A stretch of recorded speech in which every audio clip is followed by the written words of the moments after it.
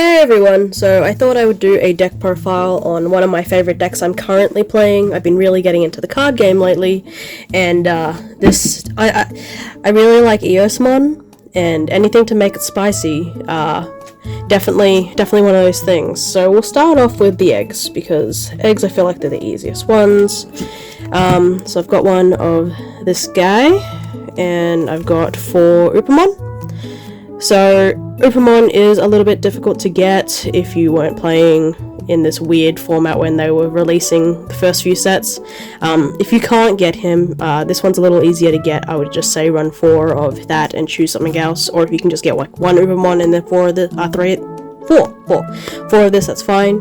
Whatever blue cards would help. Anything with draw power, probably. This is the ideal setup if you can get it. Even I need to share this egg zone with like every blue deck I build because I only have these 4 Upamon. Anyway, there's those. There are your eggs. So I will also have a picture of the full deck list and have the deck list in the description below if you guys are interested in building this yourself. Okay, so we're going to jump into rookies, and we have 14 of them in this lineup. 14 might be a little bit, but remember this is a Gabumon Bond deck, so that you're going to need a lot of the Gabumons on the field, or to try to get into your Bond effect. So here is the main Gabumon, the one that has the Gabumon Bond of Friendship effect.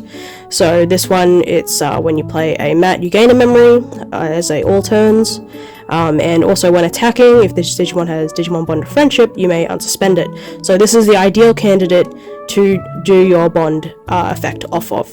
So you definitely want to run that one at 4. So there's that. The next one I run is I run 3 of the BT1 Gabumon. So when attacking, reveal up to 3 cards of the off the top of your deck, add 1 Tamer, or 1 Digimon with Gabumon in name, put it in your hand, put the rest at the bottom. So I run 3 of this. It was at 4, but I needed to fit more cards in this deck when the new set came out. So running it at 3 is what I'm going to be doing from now on. It seems to be working well, so there's that one. With Gabumons as well, you can choose up your variety. There are quite a few different options. I just think these are the best options. So there's that one.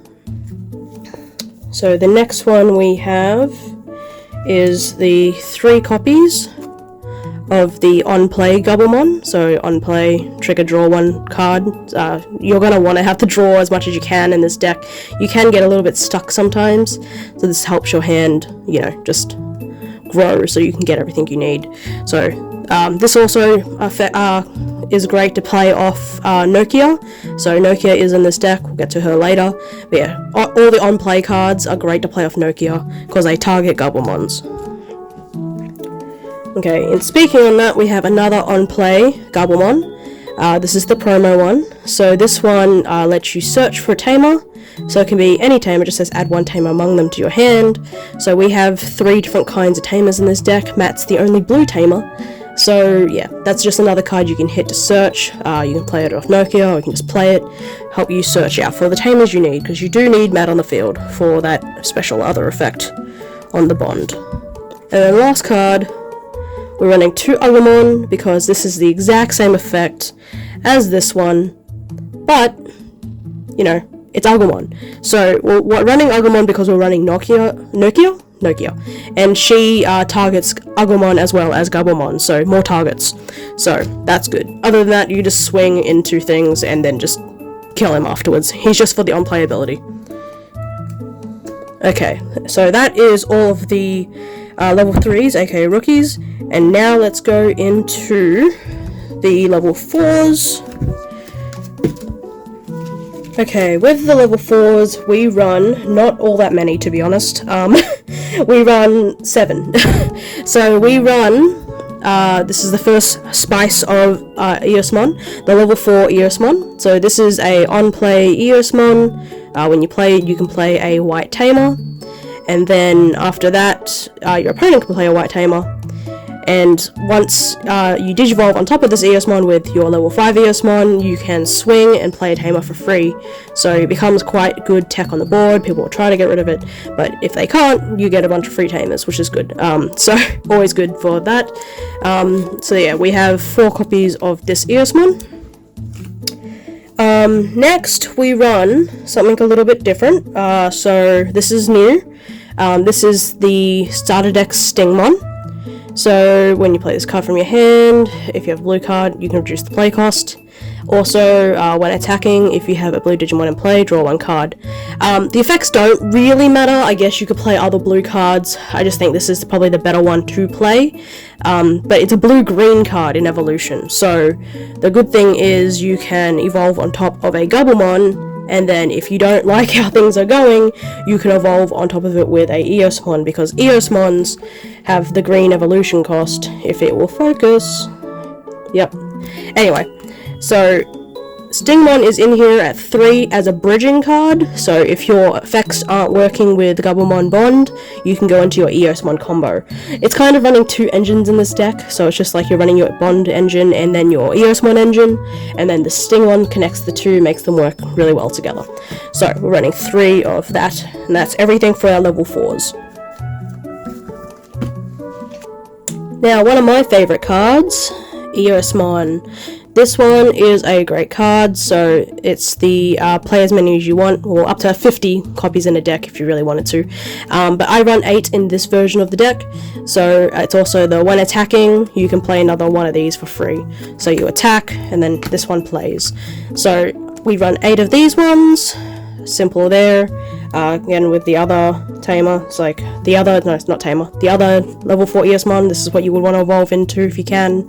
So yeah, that's what we have there. So, good old Eosmon. Every time I can get my hands on a copy of these, I will. I have 3 different Eosmon decks going right now, so as many Eosmon cards as I can get, I will get my hands on.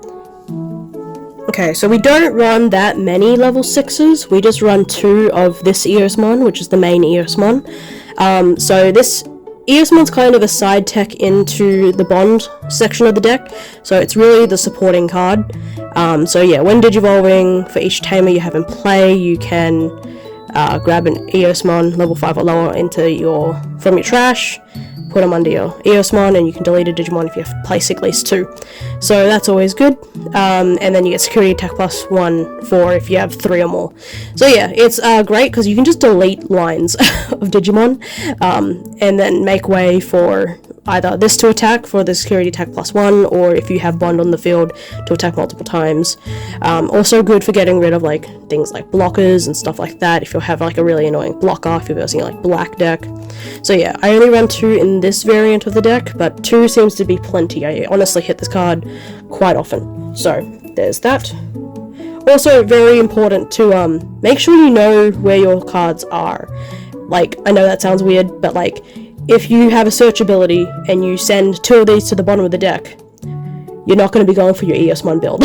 You're going to go straight into Bond. Same with your Bonds. If you hit most of your Bonds to the bottom of the deck, well, you know that the Bonds are at the bottom. You might as well try to do your Eosmon build. That's why it's cool to have the 2 engines going.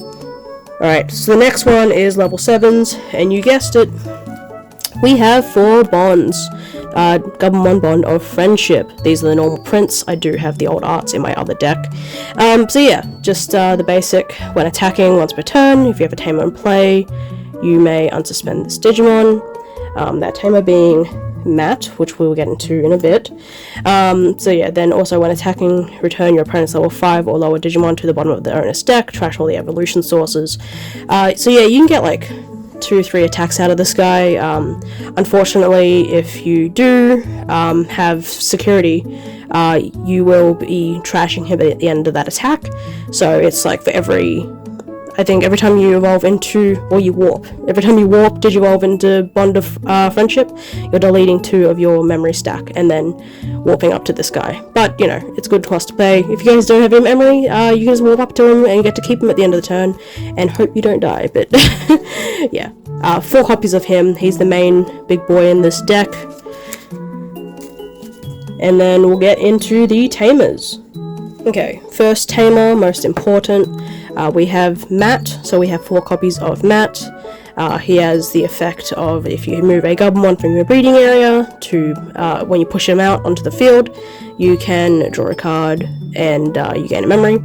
And obviously the Warp Digivolving skill here that I just explained, Digivolving a Gabumon into a Gabumon Bond of Friendship for the cost of trashing the top 2 cards of your evolution's security stack, and then obviously having to put it at trash it at the end of that battle. So yeah, so we have 4 of Matt. He's very important. You can search him out with a lot of different effects. A lot of those Gabumons will search him out, a lot of the other on-play effects will search him out. The next tamer we play 3 of is Manoa. So this is on your Eosmon side of the deck. So Manoa's great, it's a memory setter, sets you to 3. Also, every time you play a Eosmon, you can tap her to search for more Eosmons or more tamers. So yeah. Also, if you have her on the field and you have an Eosmon on the field, your opponent can't unsuspend tamers. So she's quite a good tech for that as well. But yeah, she's great for searching. Just yeah, make sure you know what you're searching for and keep track of what you have in your head about where your big cards are, because you're going to need them. Okay, the next card we have, last tamer, is Nokia. We run 2 copies. It's pretty much enough. It's great if you get her early in the game. So yeah, she's on play. You may play a Agumon or Gabumon from hand without paying the memory cost. So honestly, one of the best combos you can get, if I can just get the cards ready. Okay, so what you want to do is play this Eosmon. So you hard play Eosmon. Eosmon's effect activates. You can play a white tamer for free. Nokia activates. Nokia, you can play a Gabumon or a Agumon from hand. These are the targets you'll want to be looking for, so you're on plays. So, and then you just play one of these, and then they search out whatever they search out. So obviously this one is a draw a card, and these ones are searching, and you're searching for tamers, and then you would want to go and grab more of these guys so that you get them on the field, so that you can start using them for what they need to be used for. So yeah, or you can get another Nokia and play her again, and hopefully play another Agumon out, or another Gabumon out. And then you have 2 units on the board for next turn, and you have Nokia on the field that summoned out everything. And then obviously you get the draw in your hand. Hopefully if you hit the target, or if you play this one, you get the draw on play. So that is the combo there, which is why we put Nokia in the deck. You get a bunch of free bodies on the board, and you get searches.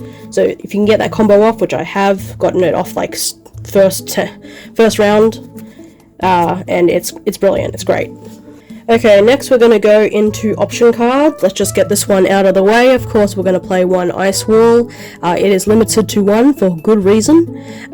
Yeah, so it lose 2 memory at the end of the turn for like if you want to attack. And Insecurity, you gain 2 memory. Brilliant.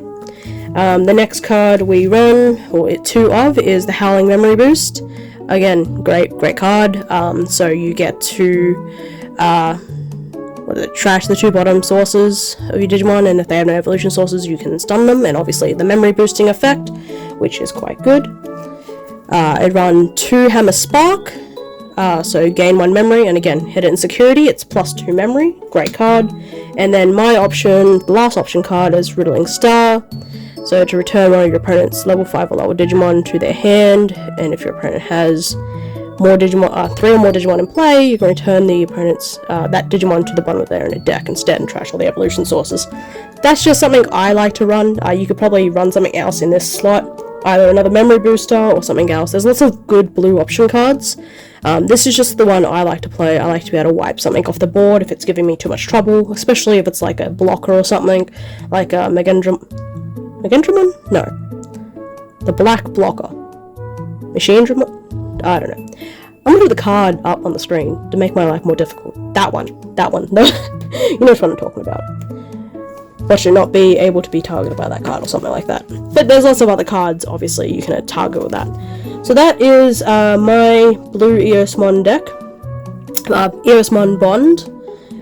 So yeah, let me know what you guys think. I have everything, my hands everywhere, cards everywhere. But yeah, that's the deck. I'm gonna put up a screenshot of the deck list. deck list is in the description below, and let me know what you guys think and if you try out the deck or not. I really think that the Stingmon add-in to this deck had definitely helped it when it just came out recently, and I really gotta thank my friend for that one that let me know that that was probably a good idea. You know who you are if you watch this video. So yeah, thanks for watching, guys, and hopefully we'll see you guys in the next one. If you have any suggestions for these deck profiles, let me know, because I don't really know what I'm doing. I'm trying my best, and yeah, hopefully the next video won't be too far away. Okay, bye for now.